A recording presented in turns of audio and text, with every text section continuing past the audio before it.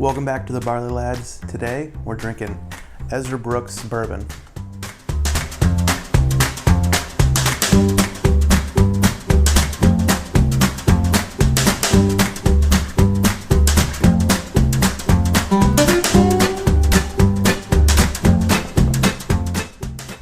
This is Ezra Brooks Black Label. It's a Kentucky Straight Bourbon out of the Lux Row Distillery in Bardstown, Kentucky.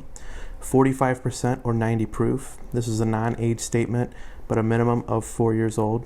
Price-wise, you should be able to get this between $12 and $15. The mash bill, 78% corn, 10% rye, and 12% malted barley. So this is Ezra Brooks. From the infographic that we were just talking about, this is the cheapest whiskey that we have ever reviewed, and there's a reason it's so cheap. We'll cover that in a minute, but this was originally started in the late 50s as basically a knockoff to Jack Daniels. You can tell from the label and the square bottle that it has a lot of similarities to Jack Daniels, so much so that Jack Daniels sued them for copyright infringement. Jack Daniels actually lost that suit because, while I believe the court did say that there are some very clear knockoffs to this bottle and this whiskey, even in the way that they were trying to state that it was hard to find and limited quantity, like Jack Daniels was in the 50s. It wasn't true whatsoever, but it clearly states that it's Kentucky bourbon as opposed to Tennessee whiskey, so Jack Daniels lost because of that. Ezra Brooks has not shied away from, clearly they are still bottling this 50, 70 years later, still using the same style bottle that Jack Daniels uses, so they really haven't shied away from that.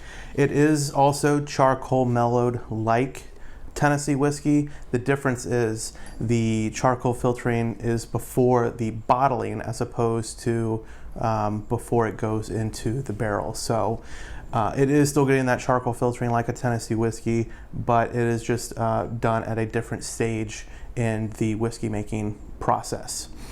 It was recently bought within the last couple of years by Lux Co brands, and I believe it was going to be produced by them. Then Lux Co was bought at the beginning of this year by MGP, which is the big producer out of Indiana, and lots of different whiskeys that we will be tasting will be coming from MGP, and potentially some that we've already done. Can't recall at the moment. So, but clearly a lot of dubious claims trying to be Jack Daniels, but this is not Jack Daniels.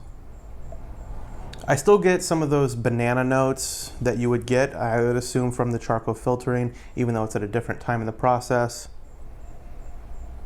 But it smells very young, a lot of alcohol burn, even just for 90 proof.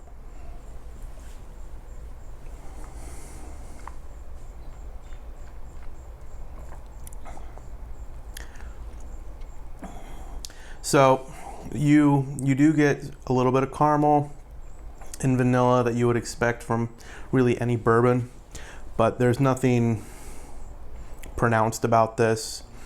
You get a little bit of wood tannin. You don't get any clearly defined flavors. It's just very flat, one note, and it tastes like it should be priced at $12 to $15. This is one of the few whiskeys that Bryce and I have talked about where we're not going to recommend this. We joked about this being our first bottle pour down the drain, but every whiskey has its purpose. Ezra Brooks has its purpose. At 90 proof, you still have some of those bourbon-like flavors. You can use this in cocktails. You can use it for friends that don't really like whiskey and you just want to use it and get rid of it. It could be a good option for that. So thanks again for watching another episode of the Barley Lads. Today we've been talking about Ezra Brooks, aka Jack Daniels knockoff. Thanks for watching. Don't forget to like, subscribe, and hit the notification bell. Cheers.